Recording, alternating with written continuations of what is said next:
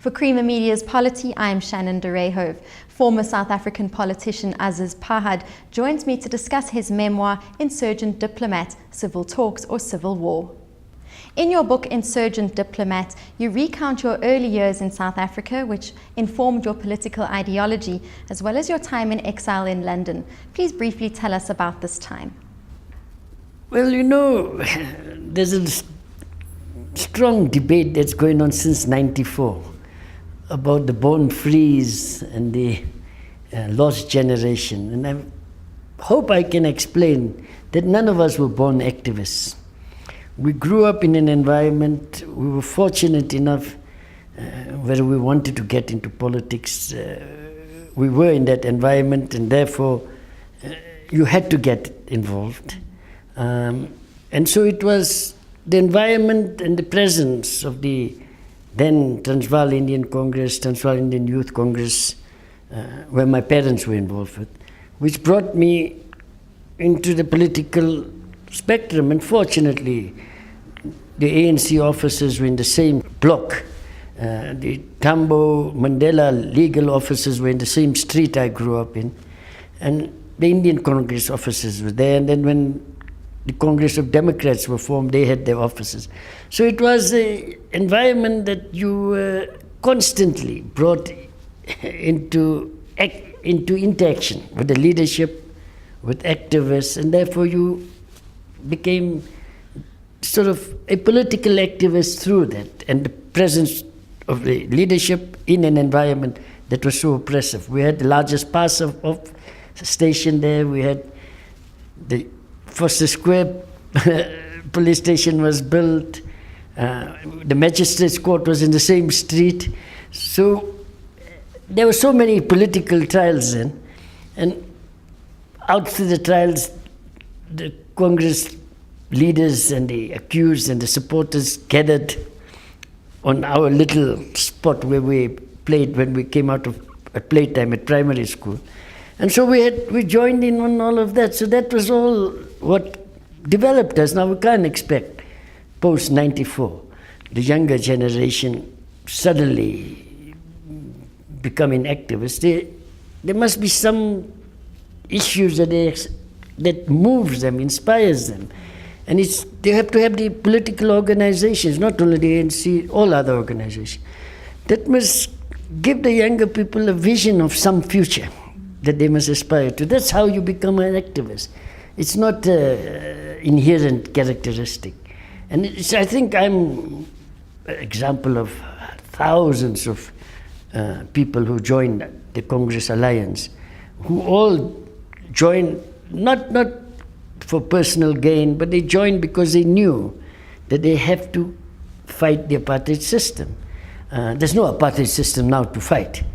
So what is it that the youth must find as role models?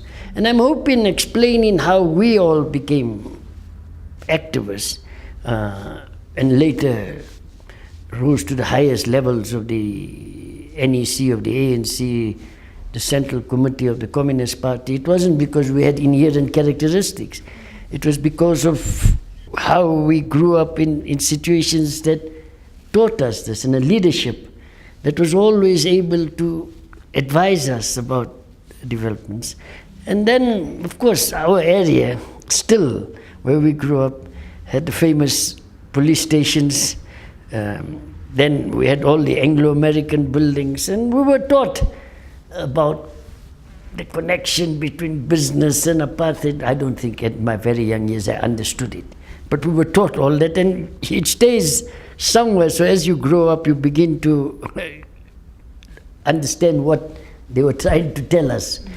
And then when I went into exile in the '64, after I was banned and the Rivonia trial, and our movement was decimated. And let me be honest, I rationalized, but look, I can't do anything here. Let me go abroad, study, and come back. So I went abroad, finished my MA at Sussex University, but by that time I was a member of the ANC Youth League, which was headed by the former President Mbeki. And we became involved at the time in the UK in the 60s, which I believe very few people could have experienced. It was what we call it, they call it the hippie revolution.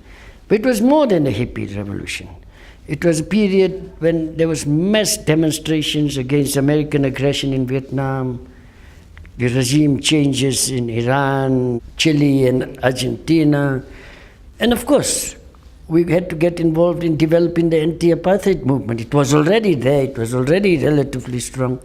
But the 60s became a period when all of us then entered through the ANC Youth and League section to all these struggles. So my consciousness about the link between national liberation, anti-colonialism, and the fight for national liberation in other continents became real because I was the youth section of the ANC, got us involved actively in all these struggles. So we had a better understanding. The Palestinian issue was fundamental to us at that time. And so we linked our struggle with all the other struggles. And I mustn't forget the campaign against nuclear disarmament. Because we were always taught when we were young about world peace, against weapons of mass destruction, the link between the military-industrial complex and colonialism, imperialism. So it was good for us. And so we were very fortunate that that was the environment in which we grew up. And then, of course, after 67, 68,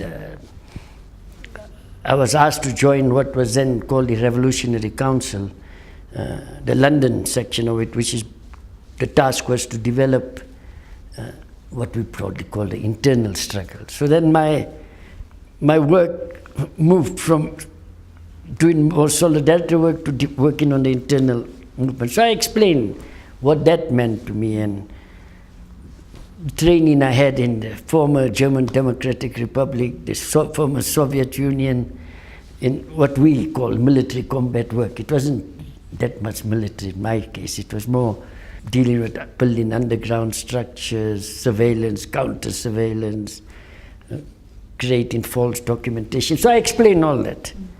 And at Sussex, we had Sussex was like it was called the red brick, the pink or red brick university, which is supposed to be an alternative to Oxford and Cambridge as the more progressives. But we had every strain of politics there, from right, no, very few right. The left had many strains. We were not members of any British Communist Party, but they were British Communist Party, various versions of Trotskyism, various versions of Maoism. And so it became a hotbed of debates around, it's more Marxist-Leninist arguments. And so I personally learned a lot from that because it taught me many things which I tried to explain. I think it's relevant, for the debate that's going on in this country on socialism now or socialism as a process, etc. So I tried to explain my own experience. I'm sure that many others have different, and I assume that my colleagues from the Communist Party might challenge my interpretation of what I write as my member on the Central Committee of the party. And so that's the background. But the main book is Civil War or Civil Talks of Civil War.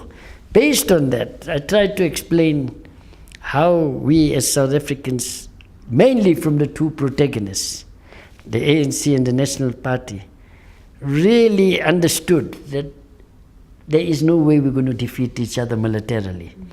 And it was necessary to start looking at alternatives. Unfortunately, O.R. Tambo was the president of the ANC, and I believe he had a vision beyond what, understandably, many of the cadres and some of the leaders was not fully aware of.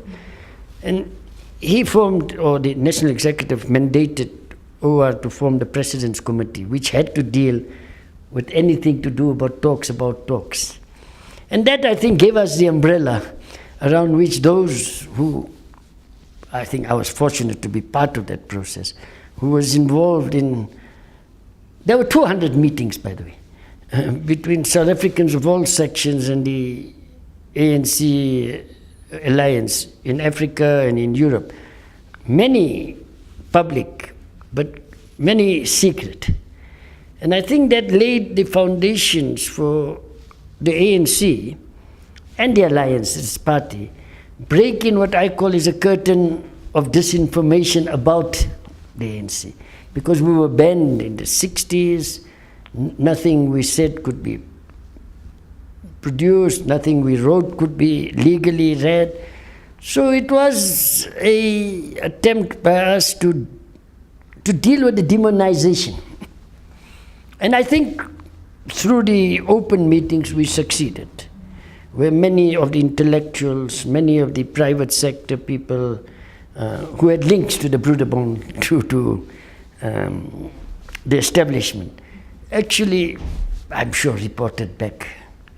And so it must have convinced some sections of the government then that there are some who are willing to talk. We're not all with horns, all led by the Communist Party, which is led by the Soviet Union, and that we're not just mad Soviet instruments. And all that helped, I think. And so I describe how different processes led us finally to the secret talks in the UK, which later we learned was going on parallel with Mandela's 48 secret meetings with a committee of 5, very powerful people, and so I tried to describe that. You provide insights into the leadership of inspirational figures such as Yusuf Dadoo, Oliver Tambo and Thabo Mbeki, as well as describing the central role played by the ANC in rescuing the country from the brink of disaster. What are your abiding memories of the struggle against apartheid? Well, during my youth, it would have been when I was growing up fighting the apartheid system. At Wits, continuing, we were the last, broadly speaking, black students allowed at Wits after the extension of University Education Act. So we were the last, but Wits became a terrain of struggle. And what was very interesting, that it was also the time when the PAC had broken away from the ANC. And we had serious friendships and serious differences, because it was former ANC people that now joined the PAC, and which became an exciting period. And I again see that as very, and important for some of us was that which was seen as a liberal university, but all the apartheid restrictions applied there. We couldn't use any of the, we could use the library, we could use a section of the canteen. That wasn't prohibited to use others, but automatically the black students all congregated in one. But we made friends across the color line, and we all went against the law to multiracial parties and all that. We formed the Human Rights Committee only later to understand one of our founding members, Gerald Ludi, was an agent, and so he has been informing the special branch about all of that. So I think all that I can remember, and then being banned under this crazy law, Suppression of Communism Act, which meant that, it was so restrictive.